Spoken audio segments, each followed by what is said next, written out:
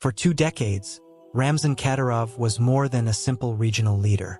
He became the face of Chechnya, a symbol of absolute power, known for his authoritarian style, his devotion to Kremlin, and his personality worship. Only 27, Kadyrov ascended to power after the murder of his father, Akhmat Kadyrov, and since then has established a brutal dynastic regime based on repression, fear, and absolute loyalty. However, now it seems that your reign may be coming to an end. In recent months, Kadyrov's health has become the subject of speculation inside and outside Russia. Recent images show a clearly weakened man. His once youthful and challenging face now has swelling. His speech, once vigorous and impetuous, sounds slow and dragged. His steps seem heavier, and his absence in public events has become frequent, feeding rumors of a possible severe disease. Since 2023, signs of physical deterioration have become even more evident, and experts point out that a power transition can occur at any time. To understand the impact of this scenario, it is necessary to revisit the recent history of Chechnya. In 1991, with the fall of the Soviet Union, Chechnya declared independence, plunging into a bloody fight against Moscow. Chechnya's first war between 1994 and 1996 was a disaster for Russia, which suffered heavy defeats and had to retreat. However, in 1999, a new offensive was launched, this time under the leadership of Vladimir Putin, then a rising politician who used the war as a platform to consolidate his power in Kremlin. The Second War of Chechnya was even more brutal. Cities were devastated, thousands of killed civilians, and the crushed separatist resistance. In the midst of this conflict, an unexpected figure emerged: Akhmat Kadyrov. Former separatist Mufi, he changed sides and declared support to Moscow, becoming the Chechen leader with the mission of pacifying the region on behalf of Russia. Akhmat received broad powers and financing from Kremlin, but his government was short-lived. In 2004, during a ceremony at a stadium in Grozny, a devastating explosion killed him instantly. The attack, widely attributed to separatist insurgents, paved the way for the rise of his son. Ramzan Kadyrov, then an ambitious young man and his father's head of personal security, was quickly promoted by Moscow. He inherited not only power but also the repressive apparatus and federal funding. His rise was fulminant. With Putin's endorsement, Kadyrov formed a 25,000 combatant personal militia, known as Kadyrov Guard, a feared and loyal force exclusively to him. Under its command, Chechnya was rebuilt, but at the expense of freedom and democracy.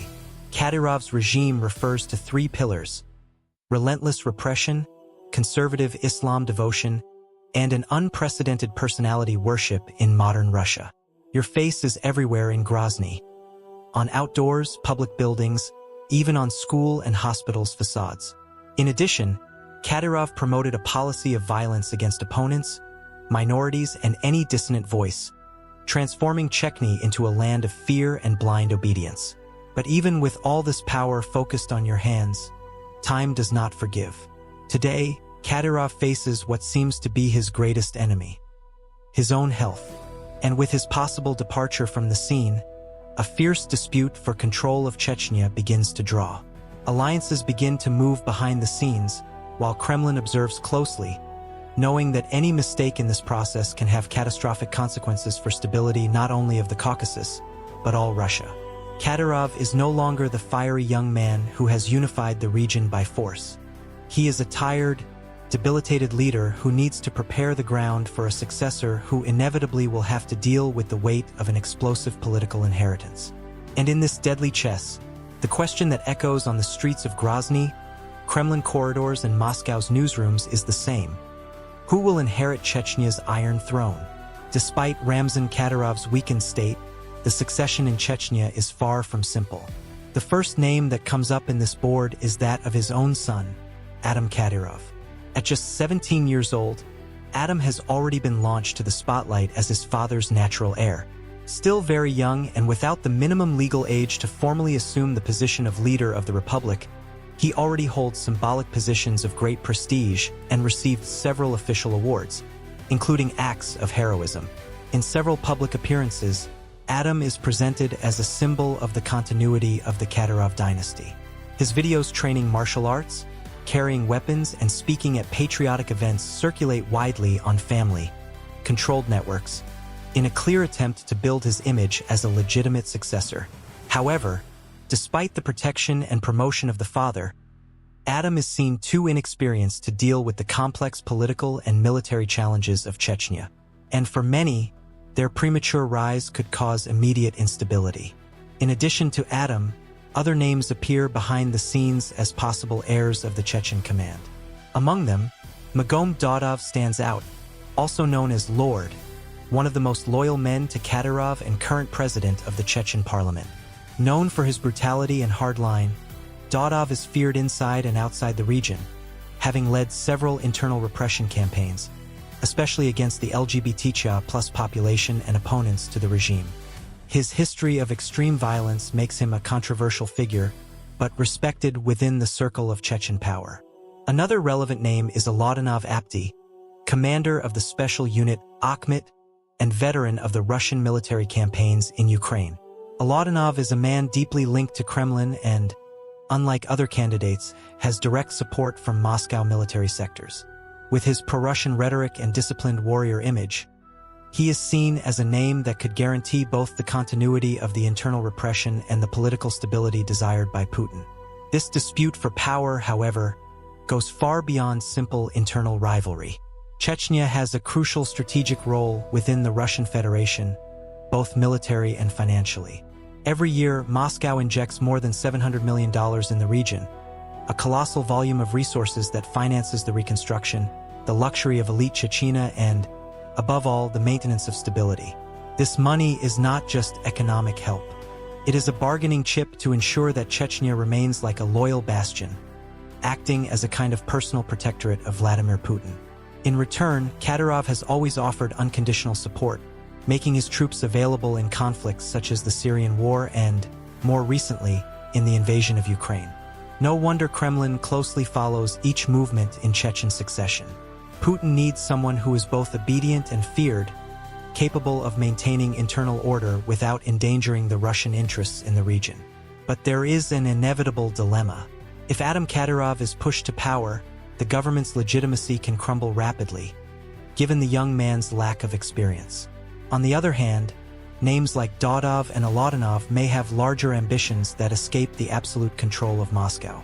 Both have popularity among the local armed forces and could become independent actors, something Kremlin always fears in rebel regions. The succession in Chechnya, therefore, is not just a simple name. It is a delicate equation, where Kremlin needs to balance power, control, and stability without provoking a new wave of violence. Meanwhile, the Chechen population watches everything in silence. After decades of war and repression, most remain silent, afraid of manifesting. Fear, after all, was Kadyrov's main government tool for all these years. However, behind the apparent silence, a restlessness grows. Many fear that a poorly conducted transition can trigger a new cycle of violence, similar to the 1990s, when Chechnya became an open battlefield. Behind the scenes, Kadyrov's allies move frantically, seeking to protect his interests. The local political elite knows that with the leader's exit, his privileges are at risk.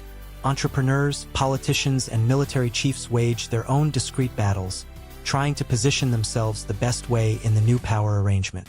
There are reports of secret meetings, exchange of favors, and even veiled threats between different clans and influence groups. Kadyrov's succession, it seems, will be much more than a simple baton. For Putin, the dilemma becomes increasingly evident. If he openly supports Adam Kadyrov, he risks seeming that he is supporting a weak leader, something that can encourage other unstable regions of Russia to question central power. If, on the other hand, choosing a stronger name such as Dodov or Oladanov, will have to deal with figures that may require more autonomy and even challenge Kremlin on certain themes. In short, the ideal successor must have three qualities: absolute loyalty to Kremlin, ability to maintain internal order, and ability to control local militias. Finding someone who meets these three requirements, however, will not be an easy task. Behind the curtains, the Russian state machine works in full swing, preparing the ground for the inevitable. Secret services, Kremlin advisors, and regional leaders are all involved in the game, trying to ensure that the transition does not run away from control. However, the story of Chechnya teaches that nothing there is simple or predictable. Any false movement can turn the region back into a gunpowder barrel. Kadyrov's succession, therefore, is more than a Chechen question. It is a test for Vladimir Putin himself and his ability to keep cohesive the mosaic complex which is the Russian Federation. And time is running out. With the clock running against, Moscow begins to prepare his pieces to ensure that the transition in Chechnya happens without shaking the already fragile national stability. Kremlin's main concern is not only the succession itself, but the way the new leader will deal with the delicate balance between military power, political loyalty, and social control. Chechnya, since the end of the separatist wars, acts as a parallel state, ruled with iron hands by Kadyrov, but kept financially by Moscow. This formula worked while Kadyrov was in charge, but his forced removal creates a dangerous vacuum. Putin cannot allow Chechnya to be a rebellion focus again.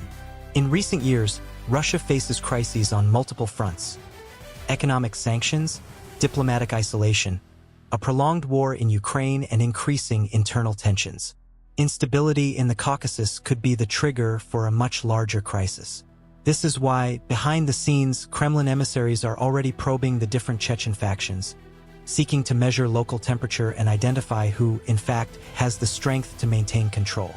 At the same time, the Russian propaganda apparatus began to soften the image of some of the possible successors, preparing the public for a possible transition. Nevertheless, the possibility of Adam Kadyrov inheriting the throne is still treated with caution. Even being promoted as a legitimate heir, his youth and inexperience pose serious risks. For Kremlin, putting a teenager in charge of Chechnya can send a message of weakness to internal and external rivals. Still, the figure of Adam is still used as a symbol of continuity, and some believe that his eventual rise could be just a temporary arrangement, with true power being exerted by a board of veterans loyal to the Kadyrov family until he reaches the age necessary to completely govern. Meanwhile, the name of Apti Aladanov grows behind the scenes. With his military experience and proven loyalty in recent wars, he emerges as the ideal candidate for more pragmatic sectors of Kremlin. His figure transmits authority, discipline, and total alignment to Moscow's interests. In addition, he has the support of Russian armed forces officers, which may be crucial to avoid internal conflicts during the transition. However, his most autonomous profile also generates distrust among those who prefer a Chechnya ruled by someone totally submissive to Kremlin. Magom Dodov, the Lord, remains the favorite name of the most radical wings of the Chechen regime. With a strong influence on local militias and a history of brutal repression, it has the ability to maintain internal order, but its explosive temperament and its history of extreme violence generate fears in Moscow. Putin knows that a bet on Dodov can guarantee repression, but it also risks making social tensions further in the region, as well as hindering the already complicated international image of Russia. In the middle of this board, Ramzan Kadyrov still tries to maintain some influence, even weakened. He has promoted vacant speeches about future and continuity, while insisting on the importance of loyalty to Kremlin. His closest allies continue to move to protect their interests, while their opponents, both internal and external, wait for a slip to try to move forward. Moscow, in turn, maintains a delicate game of balance. While allowing local candidates to move, it also reinforces their military and intelligence presence in the region as a way to signal that, ultimately, who will decide the future of Chechnya will be Kremlin. For Putin, the ideal is to keep Chechnya as an armored region, where internal repression is efficient, but without the local leader accumulating enough power to become a potential threat to the central government. This transition process, however, carries huge risks. Chechnya remains a highly militarized society, with tens of thousands of armed men spread across the region, many of them loyal to different clans and figures of power. If Kremlin misses the calculation, or if the transition is conducted abruptly, the risk of a new wave of violence cannot be discarded. And unlike previous wars, a new insurgency in the Caucasus, in the current context of Russia's military wear and tear, could quickly get out of control. Therefore, each movement is being calculated with surgical accuracy. Putin's order is clear: to ensure a transition that preserves the balance of local forces, ensure the continuity of the flow of money, and prevents any possibility of rebellion. Still, even with all the power and influence that Kremlin has, Chechnya is a territory of complex traditions, ancient tribal rivalries and historical resentments that not all the money in the world can completely silence. In the end, Ramzan Kadyrov's succession is not just the end of an era to Chechnya. It is also a fire test for Vladimir Putin, who needs to prove once again that he is still able to keep cohesive the fragmented empire he commands. Between internal pressures, external crises, and a war that drains resources and attention, Putin needs a Grozny successor who can balance repression, loyalty, and efficiency, and especially someone who does not allow past wounds to bleed again. The game for the Chechen throne is still open. Kadyrov's health deteriorates every day. The suitors align themselves in the shadows, while Putin watches with alert eyes, aware that, to the slightest error, Chechnya can burn again. And if this happens, the consequences can echo far beyond the Caucasus Mountains, reaching the heart of Kremlin himself.